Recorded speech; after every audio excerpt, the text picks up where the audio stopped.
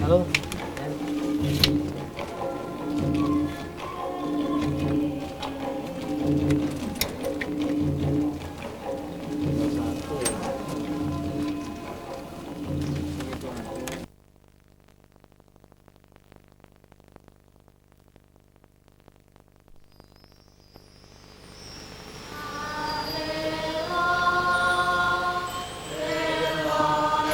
Kapan kau datang, Dok?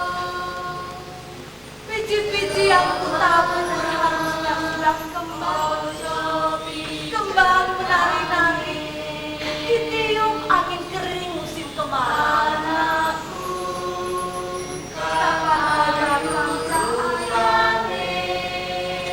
Sedang-sedang kehilangan cobaku. Kehilangan lihat kawan-kawan setengah dewasa. Kapan kau datang? Di pendopo burung-burung berkicau, di pohon berlari angin, debu-debu mengimbau gembala, gangguan mengurai bulu rambutku. Kenapa baru datang? Kenapa baru datang, cahaya?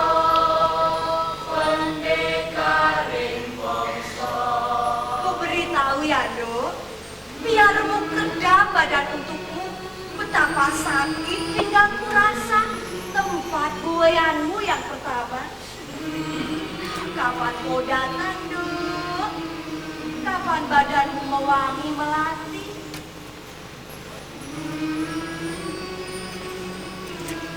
Ku nanti gemetar dedahanan ditimpa matahari. Dan kidung kedasi berkasih-kasih. Kapan kau datang, Gen? Kapan badanmu mewangi melati? Yuk, Kapan kau datang, Cahayu?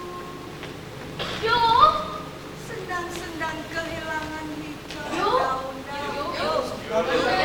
Sedangnya lu yuk.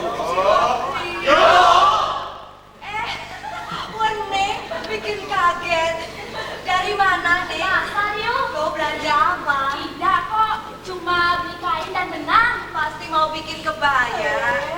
Bukan kebaya. Tuh, mau bikin apa? Kok aku mau bikin? Bikin apa, Nek? Anu yuk. Dia sudah datang yuk. Begitu cepat? Iya. Berarti mau pulang? Iya, yuk. Kau yakin? Aku yakin. Lalu apa yang kau rasakan? Itu dia. Aku takut yuk. Coba cerita padaku, Nek. Apa yang kau rasakan? Rasanya seperti... Yuk, kau pernah menggenggam seekor burung kecil di telapak tanganmu? Seperti itu, Kak. Persis seperti itu. Aku turut gembira, Nek. Ya, aku bingung. Kenapa? Apa yang harus dilakukan ya, Yuk? Sudah, tenangkan saja hatimu. Seperti ketika kau merawat bunga.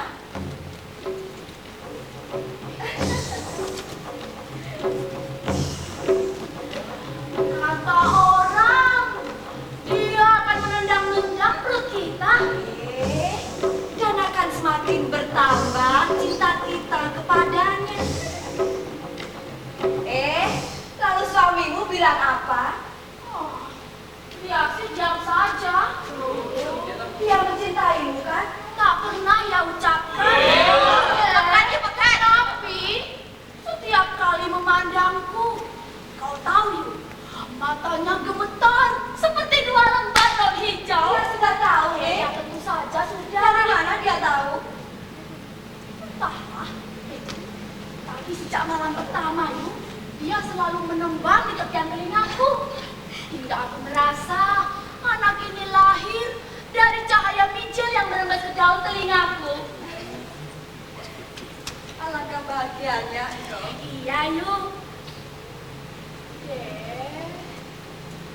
Tapi Tapi kan Bayu lebih tahu daripada aku. Lalu apa gunanya, Neng? Benar juga ya. Tapi apa harus seperti itu? Dari pengantin-pengantin seumur Bayu, tinggal Mbak yang Mungkin belum saatnya saja. Rasati saja harus menunggu sampai 3 tahun. Demikian juga yang lainnya. Tapi 2 tahun seperti ini, rasanya begitu lama. Sering malam-malam aku berjalan mengitari halaman. Siapa tahu impianku segera terlaksana. sabar Yu, sabar. Tentang itu siapa yang tahu? Wong budeku saja baru mendapatkannya setelah 14 tahun. Seandainya saja kau tahu Yu, seperti apa anaknya? Bagaimana, Neng? Menyenangkan sekali. Dia tertawa tak henti-hentinya, seperti gemericik air di pancuran. Mengunjungi siapa saja yang menggendongnya, menarik-narik jari siapa saja yang didekatnya. Memang sudah 4 bulan dia mulai nakal. Iya, dia mulai mencakar-cakar wajah kami. Tapi yang begitu tidak akan sakit. Iya, yang aku juga ingat dulu ketika kakakku menyusui anaknya yang pertama. Dadanya penuh dengan luka. Dia merasakan sakit, tapi itu sakit yang sehat, sakit yang perlu untuk hidup bahagia. Allah.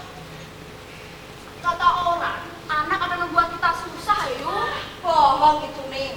Itu kan cuma kata ibu-ibu yang lemah, ibu-ibu yang banyak mengeluh. Lalu untuk apa mereka punya anak? Lalu aku harus bagaimana? Sudah. Tenangkan saja hatimu. Saat ini kau sedang mengandung kanugrahan yang tak terkira.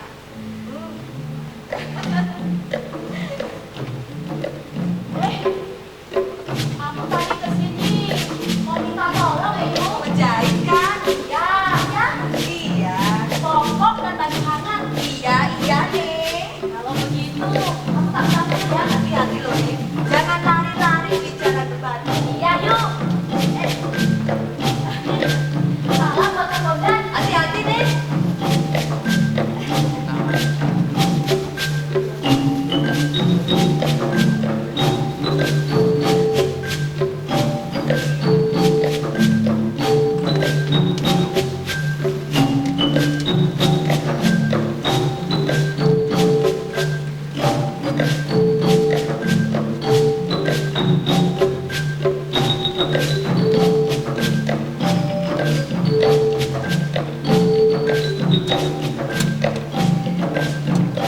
Kok janur gunung kan? Hei, iya.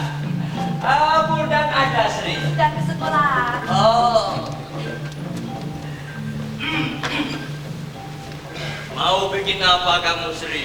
Mau bikin popok kan? Apa? Popok kan? Atau? Pokok kan? Wedok? Popok suhu. Oh. Akhirnya. Sudah kau siapkan nama belum? Apa kan? Aku turut bahagia Sri. Bukan untukku kok kan? Belum. Ini kan untuk Bening. Oh, ya tidak apa-apa. Contoh yang baik adalah dorongan yang baik. Iya kan? Nanti kan juga datang. Sri, beritahu suamimu, jangan terlalu banyak memikirkan murid-muridnya. Ya, apakah selamanya dia akan mendidik anak-anak orang lain? Pikirkan itu dalam-dalam.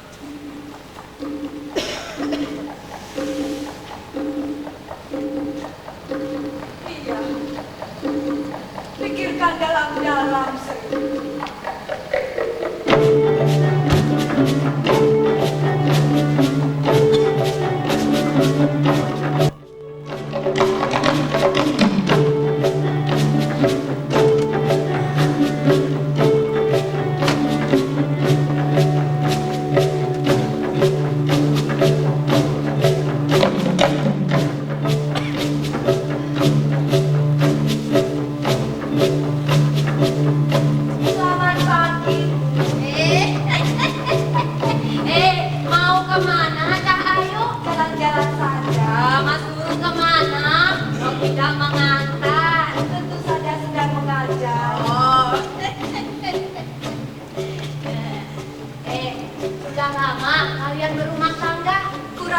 sudah 2 tahun ini.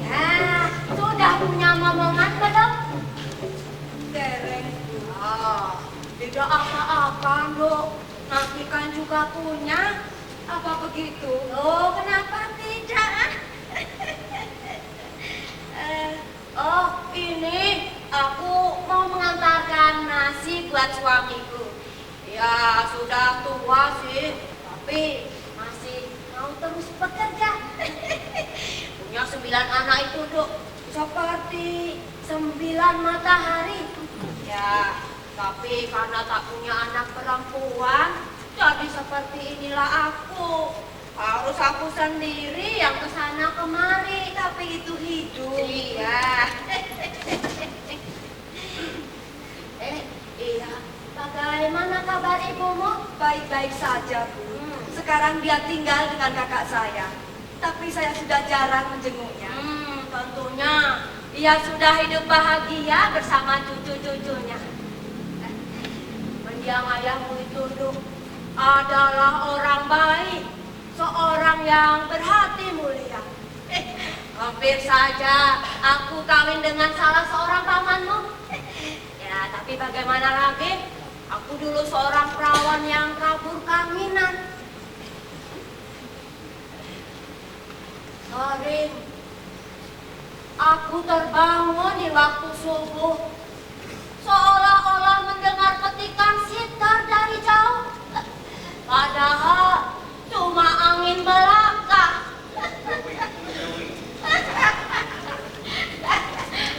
Kau tentu mentertawakanku. 2 kali aku berumah tangga, 14 anak, 5 mati. Tapi tak, aku tidak bersedih dan kepingin hidup lebih lama lagi. Kau lihat pohon randu alas itu? Betapa lamanya rumah-rumah, betapa lamanya, dan hanya kita kaum perempuan terkutuk jadi abu selamanya. Maaf, Bu. Saya ingin bertanya sesuatu. Apa? Oh, aku sudah tahu apa yang hendak kau tanyakan. Tapi tentang itu aku tak boleh mengatakan apa-apa. Kenapa, Bu? Ibu sudah bicara begitu banyak pada saya. Sudah lama saya punya niatan untuk bertanya pada seorang perempuan tua. Saya ingin tahu tentang diri saya, Bu. Iya, Ibu bisa mengatakan bahwa segala yang Ibu ketahui. Mengapa saya belum punya anak? Mengapa saya harus terus hidup seperti ini? Tidak, Ibu harus mengatakan pada saya apa yang harus saya lakukan. Dan saya akan melakukan apa saja yang Ibu katakan. Aku ini tidak tahu apa-apa, Dok. Aku cuma berbaring telentang di ranjang sambil menembak. Dan anak-anak datang bagai banjir bandang. Siapa yang menyaksikan kecantikanmu?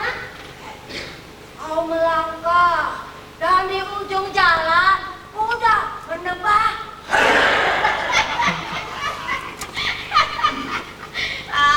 Sudahlah, Dok. Biarkan aku. Jangan paksa aku bicara. Aku punya banyak pikiran dalam kepalaku yang tak ingin kukatakan. Kenapa, Bu?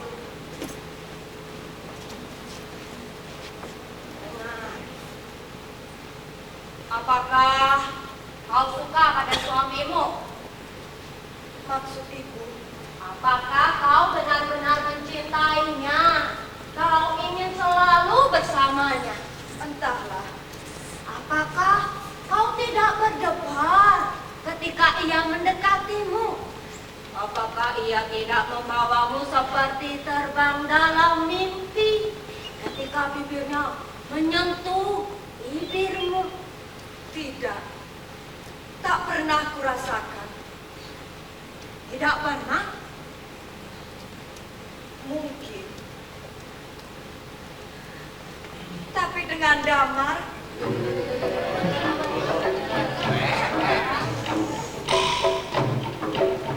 Dia pegang pinggang saya, dan saya tak bisa berkata apa-apa, karena saya memang tak sanggup bicara lagi. Kemudian, dulu, ketika saya berumur 14 tahun, dia menggandeng saya dan berlari sepanjang pematang. Hati saya begitu berdebar. Saya begitu pemalu dulu. Lalu bagaimana dengan suamimu? Dengan dia lain. Ayah saya memberikannya, dan saya menerimanya dengan gembira. Begitulah. Dan sejak malam pertama, kepala saya penuh dengan bayangan anak-anak. Saya berusaha mencari di kedua bola matanya, tapi di sana hanya ada bayangan tubuh saya, telanjang dan hampa. Semuanya itu berlawanan denganku. Mungkin itu sebabnya kau belum juga punya anak. Loh, laki-laki itu harus merasa nikmat. Mereka harus kusutkan segala kain yang kita kenakan dan biarkan kita minum air ludah dari mulutnya. Ya, begitulah kata dunia. Dunia ibu, bukan dunia saya. Saya pikirkan banyak hal, banyak sekali. Dan kepala saya penuh dengan bayangan anak-anak. Saya menyerahkan diri saya sepenuhnya pada suami untuk diam. Dan saya terus menyerahkan diri saya untuk melihat barangkali dia akan datang. Tidak pernah merasa nikmat. Dan hasilnya, kau sekarang Tidak. Tidak, Bos. Karena saya penuh dengan dendam. Cobalah ibu katakan pada saya. Apakah saya bersalah? Apakah yang dicari pada laki-laki hanya kelelakiannya saja, lain tidak? Jadi apa yang harus kita pikirkan jika ia biarkan kita diranjang, telanjang dengan mata pahit menatap langit-langit, sedangkan ia membalikkan tubuhnya dan mendekul? Apakah kita masih harus terus merasa nikmat? Saya tidak tahu. Cobalah ibu katakan pada saya sebagai sesama perempuan. kau ini bunga yang lagi mekar, Dok. Betapa cantiknya. Tinggalkan aku. Aku tak mau lagi bicara denganmu. Ini mengenai kehormatan. Dan aku tak mau membakar kehormatan orang lain. Kau akan tahu dengan sendirinya. Gadis-gadis yang dibesarkan di peringgitan seperti saya selalu menemu pintu terkunci. Semua pertanyaan membenturnya karena tak ada yang boleh dibicarakan. Dan ibu juga. Ibu juga diam dan membiarkan saya berdiam di dalamnya. Ada perempuan yang tenang. Akan kukatakan, ada tidak. Aku sudah tua, Dok. Aku tahu apa yang harus aku lakukan. Semoga Gusti Allah memberkati.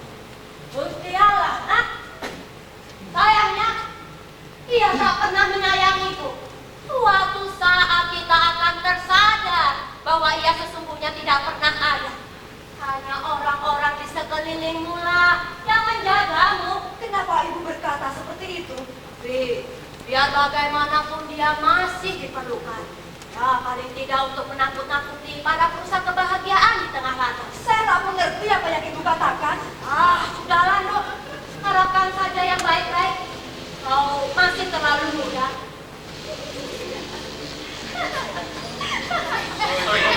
Oh, itu yang tunjuk.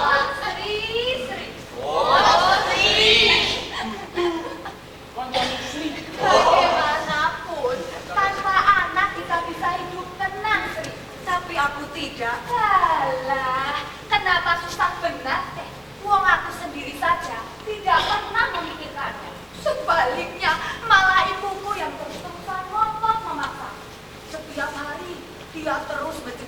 dengan berbagai ramuan agar aku segera punya anak. Bahkan bulan depan, dia mengajakku ke villa di Gunung Sangkrah. Konon, cerita orang, wanita-wanita yang ingin punya anak akan mendapatkannya sepulangnya dari sana. Ya, ibuku memang masih percaya pada dongeng robek semacam itu. Kalau aku sih, tidak. Boleh kan? Lalu untuk apa kau kawin? Ya tentu karena mereka mengawinkan aku. Semuanya dikawinkan. Kalau terus-terusan begini, tak akan ada yang tidak kawin selain anak-anak. Seolah-olah tanpa mereka kita tidak bisa kawin.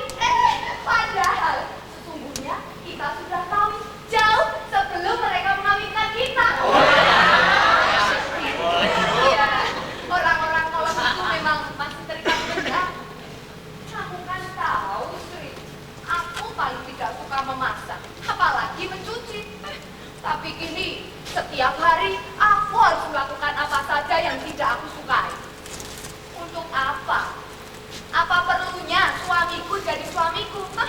Toh sama saja seperti waktu kami masih pacaran dulu. Ya, ini memang ketololan orang-orang tua saja. Cahedan kamu? Iya memang. Tapi lebih edan mana dengan orang yang mau berdiam diri di dalam rumah dan mau melakukan apa saja yang tidak mereka sukai. Jauh lebih baik seperti kita yang berada di tengah jalan. Kita bisa berdendang sepanjang siang atau berenang-renang di sendang atau pokoknya atau apa saja yang penting bisa membuat kita senang. Sudah, aku mau pulang dulu ya.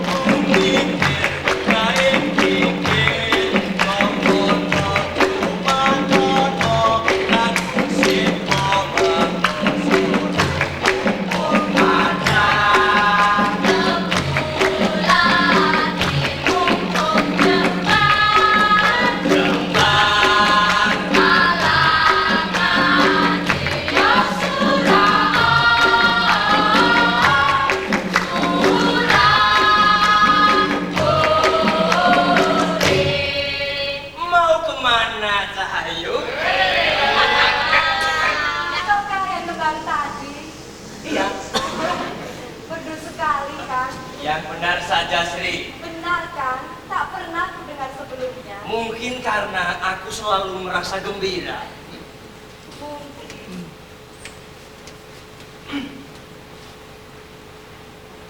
Kau sedih, Sri. Begitu kan? Suamimu lebih sedih lagi. Iya kan? Ya, memang dia seperti itu. Ada apa dengan wajahmu kan? Apa? Seperti terbakar. Bukan. Mungkin karena matahari.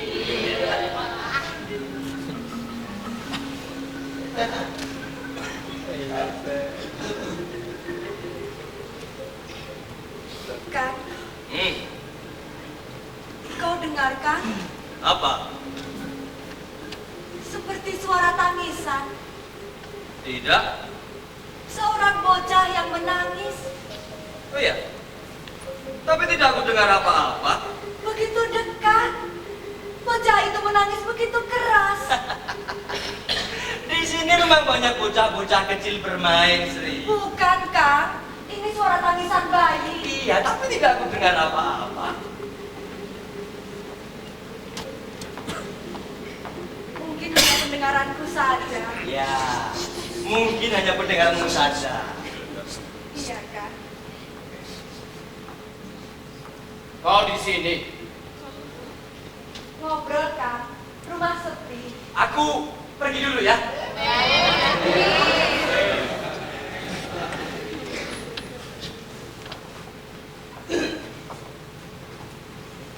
Kau seharusnya ada di rumah.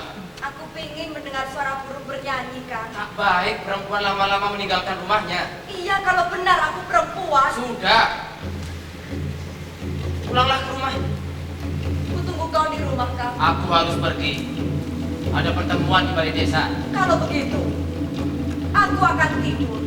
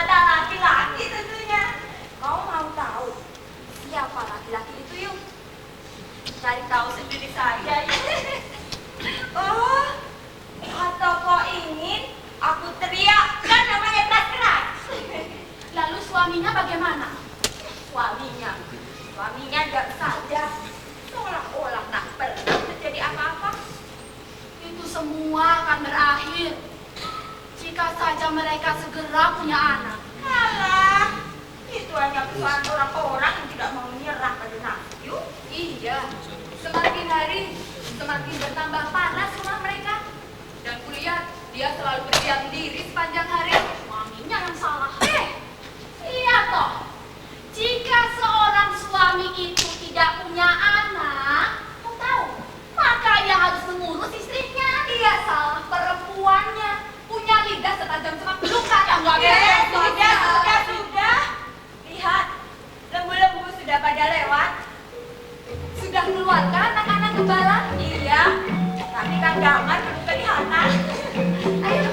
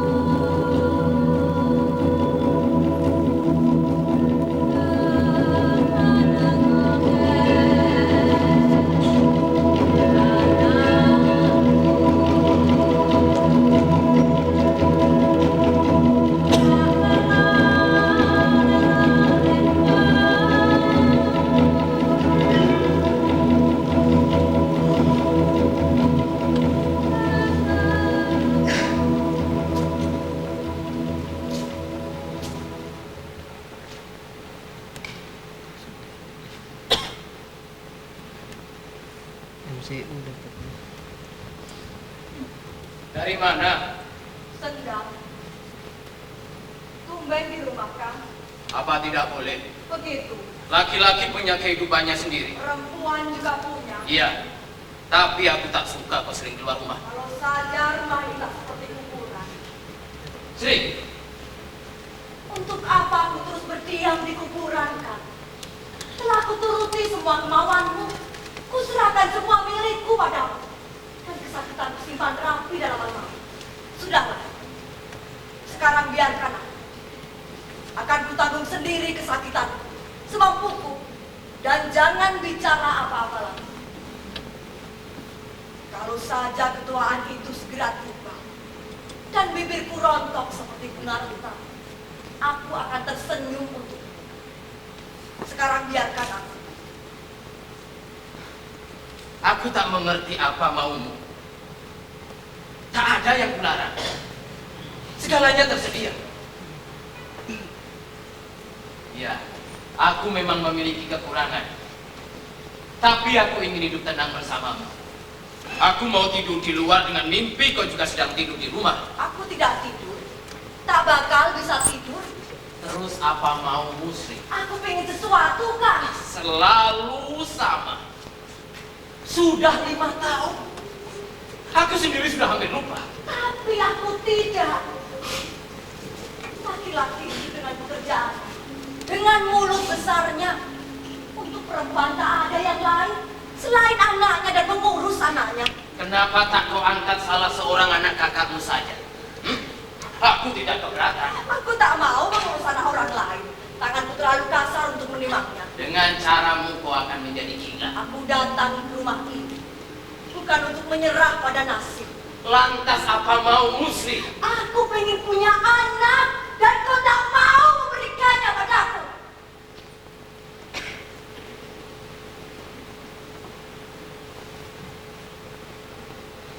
Sudah.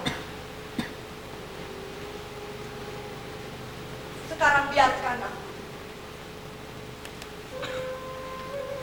Telah kuturuti semua kemauanmu. Sri, aku tak ingin mendengar orang bergunjing tentang rumah kita. Karena itu, aku ingin pintu ini tertutup dan kau diam di dalamnya. Ingat, kita sudah menikah. sudah menikah. Dan keluarga punya kehormatan yang harus ditanggung berdua. Maafkan aku. Aku harus mengurungmu. Karena untuk itulah aku jadi suamimu. Aku minta kau tak bicara lagi. Biarkan semuanya kembali tenang.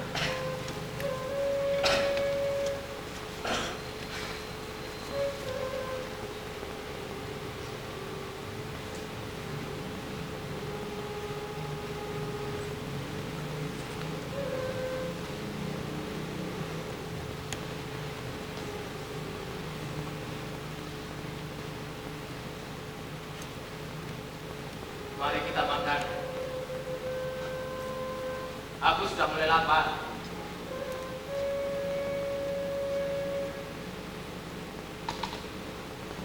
Sri, kau dengar? Aku tidak lapar. Makanlah sendiri.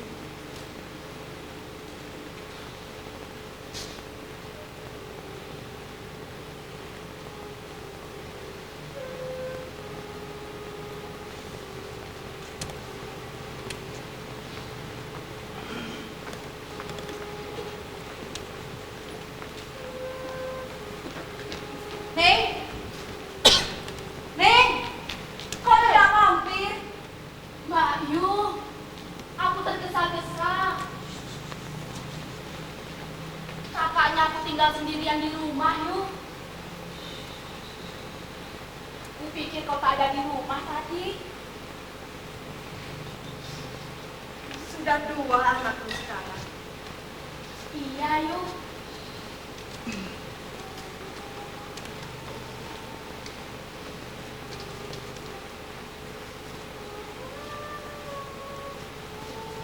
Kau membuatku sedih.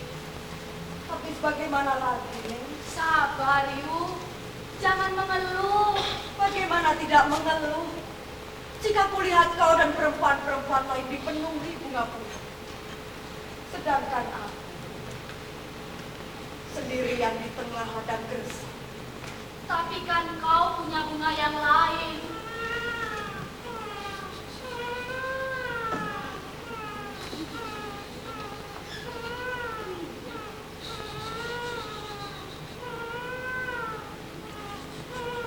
Ambillah. Dia lebih suka padamu. Aku memang tak berbakat jadi ibu. Yu, kenapa kau bicara seperti itu? Aku sudah lelah, Neng. Aku sudah lelah memandang padi-padi yang menguning dan danau-danau yang tak pernah kering. Sudahlah. Jangan bicara seperti itu, Yu. Perempuan yang punya anak memang tak pernah bisa mengerti aku. Kalian semua sama saja tak pernah bisa mengerti. Kadang ku dengar langkahku seperti langkah laki-laki.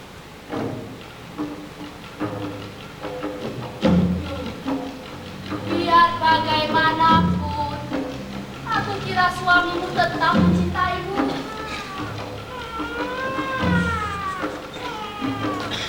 Sudah ya, Yu, anak rewel. Mari.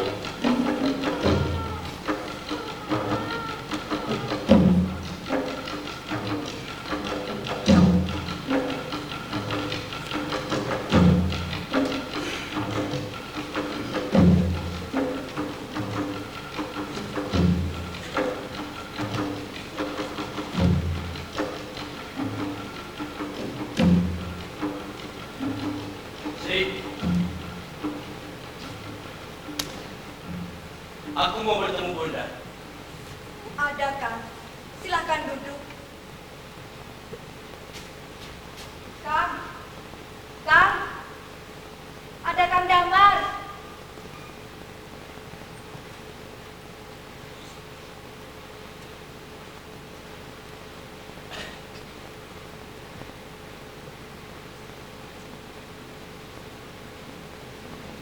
Aku mau pamitan. Jadi juga ke kota. Ya, mau bagaimana lagi? Begitulah maunya Bapak. Kalau bisa, Aku juga pengen ke kota. Semua tempat sama saja, Sri. Benar bagi laki-laki. Tapi bagi perempuan lain, bagi kalian, semuanya sama saja. Ya, mungkin. Kak, kenapa kau perlu kita?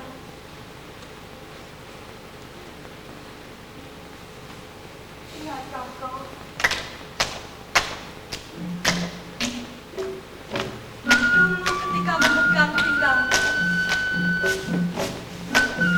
untuk yang pertama kalinya, di sebuah pesta panen, betapa sesungguhnya kita tak pernah tahu apa yang akan terjadi.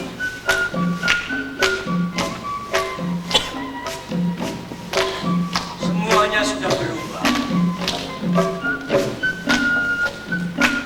Juga pohon-pohon dan rumah-rumah. Ada yang tidak, ada yang tersembunyi dan tak terusik. Ya, begitulah.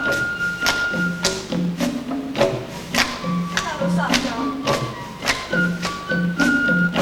dulu bisa berteriak dan keluar. Tidak ada gunanya, Sri. Lembu-lembu pada pulang ke kandang. Bulan tetap di langit berkawan. Dan gembala menembak sepanjang siang wilayah. Kak, Lembu-lembu sudah pada lewat. Jadi pergi, Mar.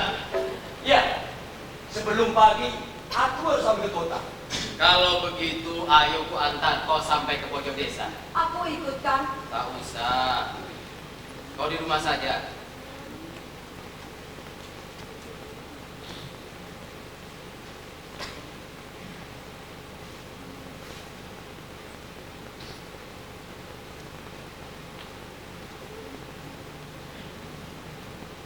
Kak,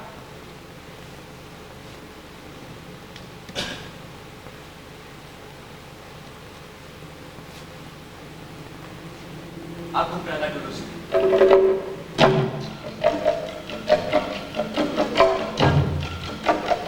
Ayo, Mar.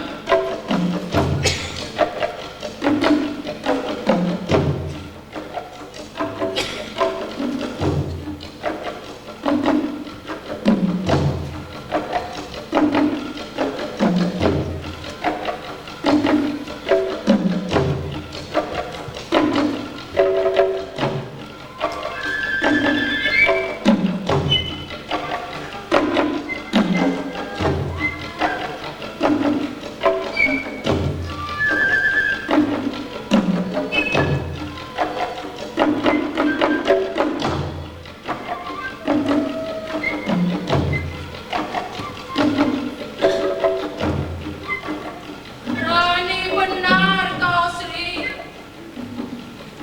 di dunia tidak ada kekuatan sebesar harapan. Sudah begitu banyak wanita yang minta pertolonganku. Tapi mereka semua ketakutan. Kecuali kamu. Saya datang untuk minta tolong. Kemarin seorang perempuan juga datang minta tolong padaku. Dia menunggu lebih lama daripada kamu. Begitu selesai berdoa, belum sampai rumah, ia langsung melahirkan seorang bayi di tengah jalan. Lalu dia berlari kembali kemari sambil membawa anaknya. Memintaku memberikan sebuah nama. Dia datang sendirian. Ya, dengan kain bersimbah darah. Tapi wajahnya penuh gairah. Dan tak terjadi apa-apa. Apa yang akan terjadi? Gusti Allah ya Gusti Allah. Tentu saja. Gusti Allah ya Gusti Allah. Tidak akan terjadi apa-apa. Sekarang kau akan punya anak. Aku berani tangguh. Iya, karena saya memang harus punya. Atau saya tak pernah bisa memahami dunia ini. Perempuan ingin punya anak itu baik, Sri. Tapi jika tidak, kenapa harus menyesal? Lebih baik kita berserah sepenuhnya pada waktu.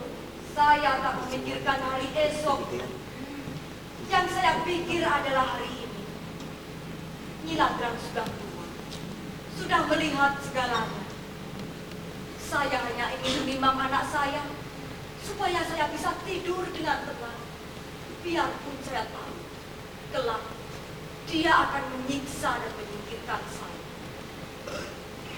Tapi masih lebih baik menerima kelahirannya, karena masih lebih baik cerita seorang ibu yang melahirkan dibanding cerita kemamang yang bersarang bertahun-tahun di hati saya. Kau masih terlalu muda untuk bisa mendengarkan suara orang lain. Tapi selama kau masih mengharap anugerah dari Gusti Allah, carilah pada cinta suamimu. Sudahlah, jangan terlalu mencampuri urusan keluarga saya. Suamimu orang baik, Sri. Orang baik. Orang baik apa itu? Dia lebih baik jadi orang jahat, tapi mampu memberi saya anak. Dia tidak bisa berbuat apa-apa. Sri, Saya bukan perempuan yang tak tahu diri. Saya tahu anak-anak lahirnya dari laki-laki dan perempuan. Kalau saja saya bisa mendapatkannya sendiri. ingat dong, suamimu juga menderita. Tak kurang dari kamu. Tidak, dia sendiri tak pernah mengharapkannya. Jangan pernah bicara seperti itu. Saya bisa membaca dari matanya, Nyi. Dan karena dia tidak mengharapkan, maka tak pernah dia berikan pada saya. Saya mulai membenci. Tapi bagaimanapun, dia adalah suami saya. Satu-satunya suami saya. Sudahlah. Sekarang pulanglah. Lihat. Hari sudah parah pagi. Dan sebentar lagi lembu-lembu pada lewat. Tak baik ada orang melihatmu di tempat seperti ini. Kenapa saya datang ke sini? Kau menyesal? Tidak. Kalau kau takut, biar ku antar pulang.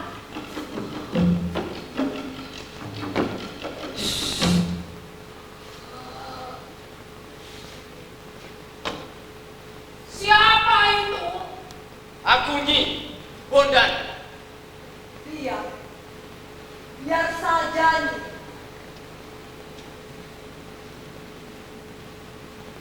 Ini aku, Kak. Sedang apa kau di sini? Seandainya aku bisa berteriak, akan kubangunkan seluruh kampung ini, agar mereka bisa melihat betapa rapuhnya keluarga. Tapi aku harus menekan suaraku dan diam, karena kau istriku. Seandainya bisa, aku pun akan berteriak, membangunkan seluruh kematian, agar mereka bisa melihat betapa jujurnya aku. Kau bohongi aku.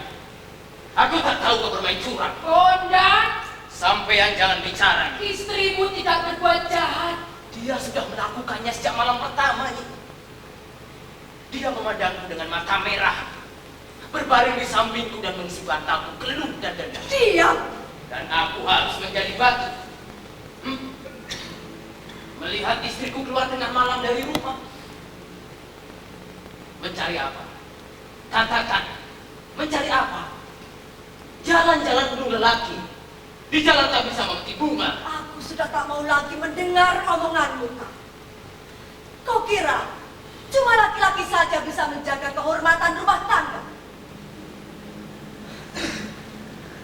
Ayo Cima, sekujur tubuh, carilah bau asing yang bukan punya. Telanjangi aku di tengah pasar dan ludahi aku, atau terserah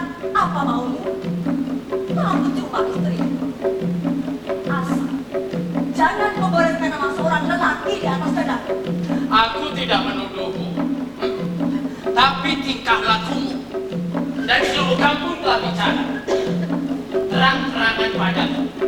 Mereka semua dia bungkam setiap kali ketemu aku. Bahkan aku merasa semua jahat pepohonan Tiang. Aku tak tahu setan ada mana yang menggiring pikiranmu itu. Aku juga tak tahu apa yang dicari perempuan di luar rumahnya. Aku mencarimu, Kang. Aku mencarimu. Siang malam, dalam perlindunganmu yang ku cari. Lepaskan. Kang, aku mencintaimu. Lepaskan kataku. Lihat aku.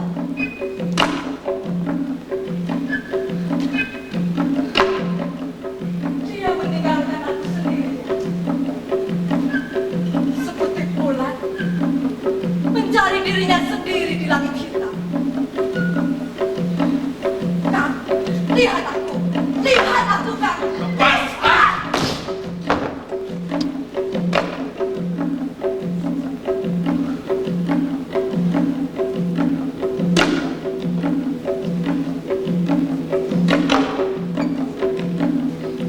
Aku pergi untuk mawar. Dan aku tersungkur keras di batu. Diam. Ayo pulang. Percuma ayahku memberiku darah ayah 100 anak. Percuma darahku yang mencari sambil mengetuk pintu batu. Pulang. Jangan berteriak, Bondan.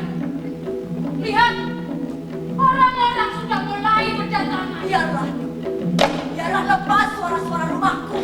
Biarlah lepas suaraku memenuhi udara. Ayo. Ayo pulang.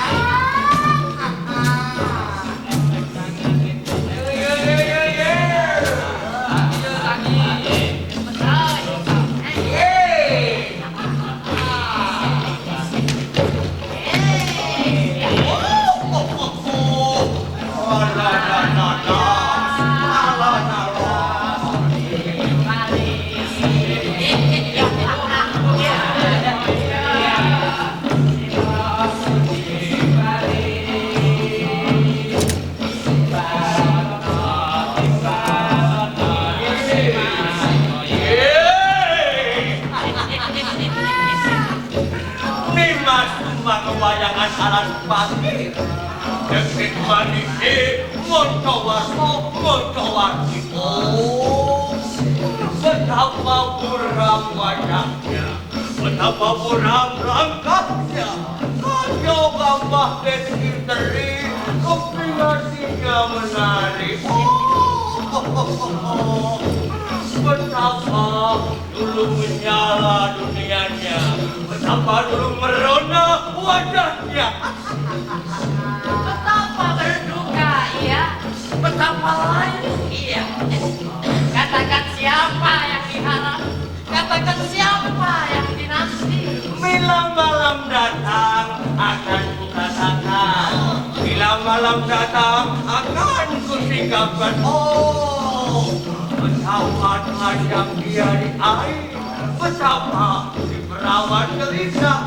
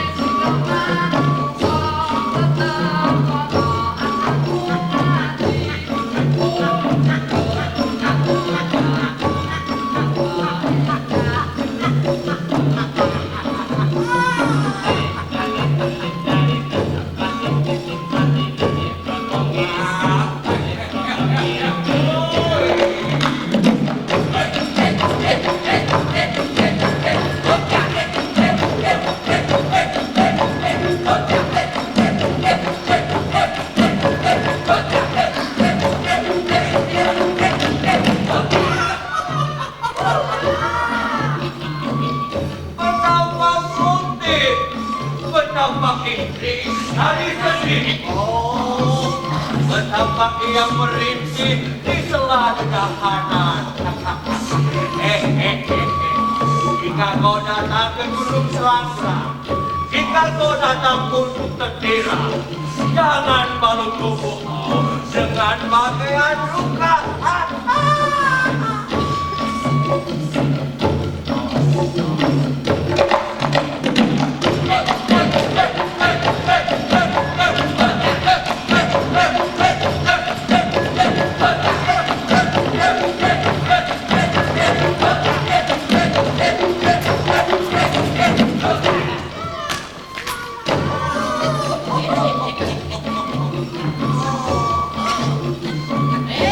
Segeralah datang malam dan lihat segalanya jadi hitam. Betapa kecantikan telah meninggalkannya, mahkota dan jalinan bunga-bunga. Langit penuh taman bunga, dan mawar mekar luar biasa. Jika kau datang ke Gunung Selangkra, jika kau datang untuk tertira, jangan balut tubuhmu dengan pakaian luka. Datanglah sendiri di balik batu gilam, di mana bertemu rumput alang-alang.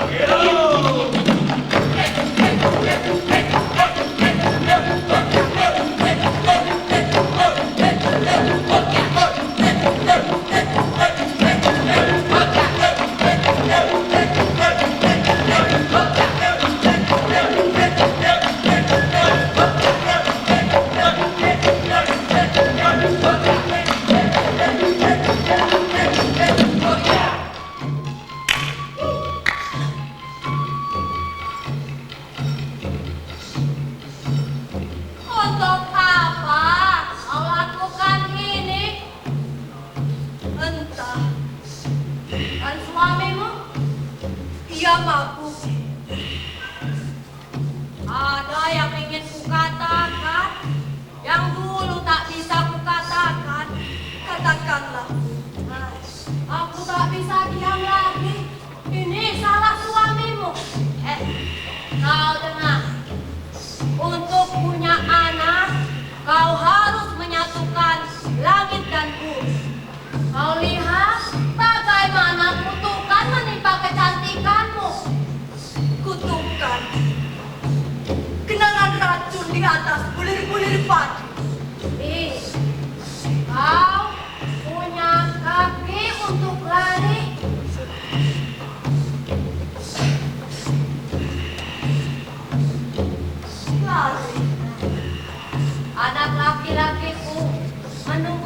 dari kegelapan ini? Rumahku memerlukan seorang perempuan. Pergilah dengan dia dan kita hidup bertiga. Dia punya darah seperti juga aku. Dan bila kau masuk ke rumahku, akan kau cium harum bayi yang masih menyengat. Kedinginan rahangmu akan berganti dengan kehangatan anak-anak. Ayolah, jangan pusingkan suamimu. Di rumahku ada laki-laki jantan yang siap menjagamu. Maaf, ibu keliru. Bukan itu yang saya cari. Lantas di mana kehormatan saya? Air takkan bisa kembali ke hulu. Purnama tak bisa timbul di siang bolong. Pergilah. Saya cari sendiri jalan saya. Kenali saya, supaya ibu tak lagi bicara pada saya. Bukan itu yang saya cari. Kalau kita haus, kita akan mencari air. Aku tak membutuhkan air dari ibu. Air mataku sudah tak terhingga. Baiklah, baik. Kesukamulah. Seperti semak berduri di ladang. Ajak. Mandul. Dan iya, saya memang mandu.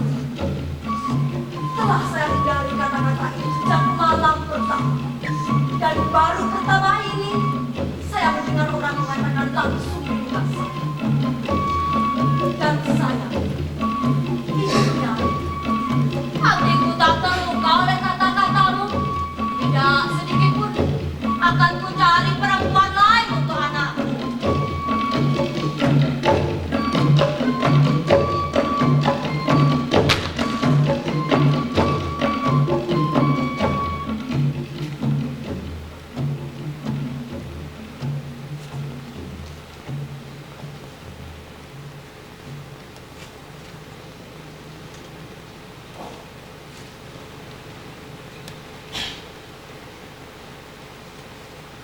sudahlah, Iya, kau dengar, iya, kau lihat. iya. Sekarang biarkan aku. Aku ingin bicara Bicaralah. dan mengeluh Kenapa? pahit kerongkonganku. Juga tulang-tulangku. Ini terakhir kali aku mau mendengarkan keluhanmu yang tak bertepi. Tak bertepi. Untuk hal-hal yang tak terjadi, yang bukan aku maupun kau penyebabnya. Teruskan. Untuk hal-hal yang tak berarti bagiku. Kau dengar? Tak berarti bagiku.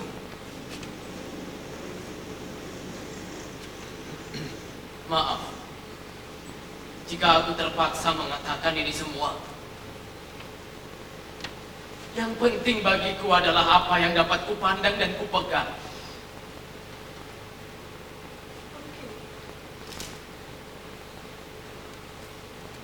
Itu yang dahulu ingin ku dengar dari mulut. Orang tak tahu mana yang benar jika hanya tersimpan di dalam. Tapi betapa besarnya, betapa sombongnya jika diumbar di luar dengan tangan menuding gemetar. Tak berarti bagiku. Sekarang sudah ku dengar. Yakinkan dirimu, Sri. Memang beginilah yang seharusnya terjadi. Dengarkan aku. Banyak perempuan yang ingin sepertimu. Tak ada anak hidup ini terasa lebih manis. Aku bahagia. Dan dari kita tidak ada yang bersalah. Jadi apa yang kau cari dariku? Kau.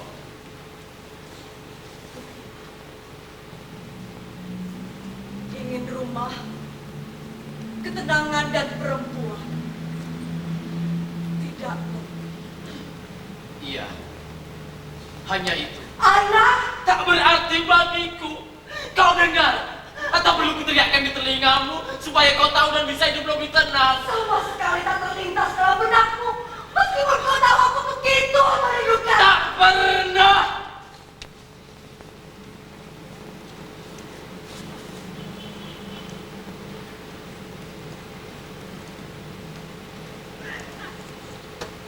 Jadi,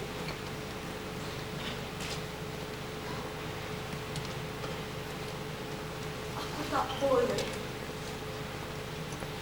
mengharapkannya lagi.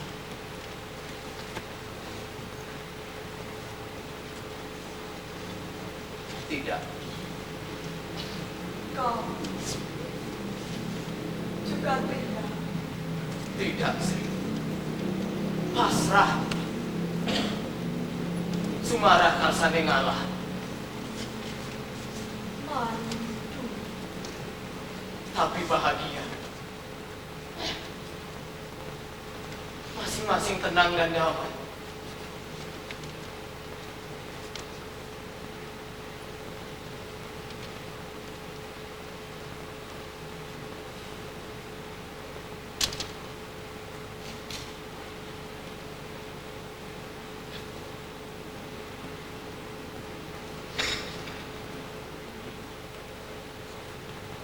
Tidak akan. Tidak akan pernah. Mantul. Mantul.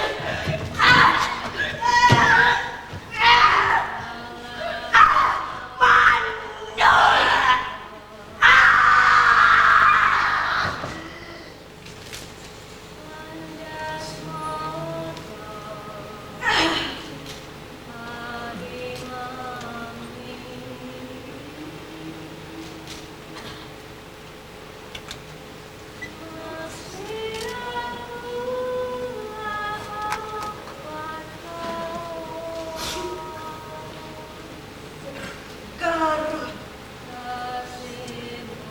aku tahu dengan pasti.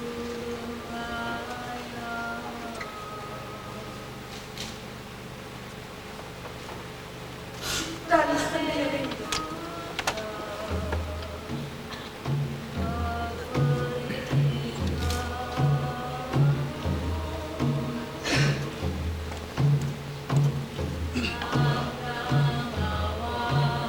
sekarang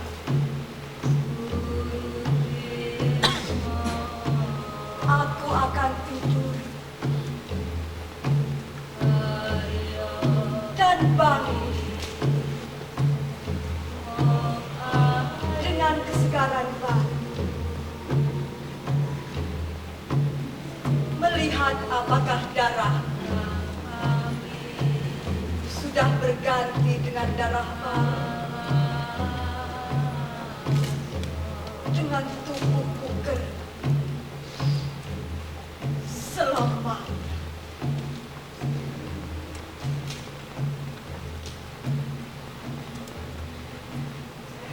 Setan kalian semua, lihat, aku sudah membunuh anakku sendiri. Aku sendiri sudah membunuh anakku sendiri. Aku sendiri membunuh anakku sendiri. Anakku sendiri.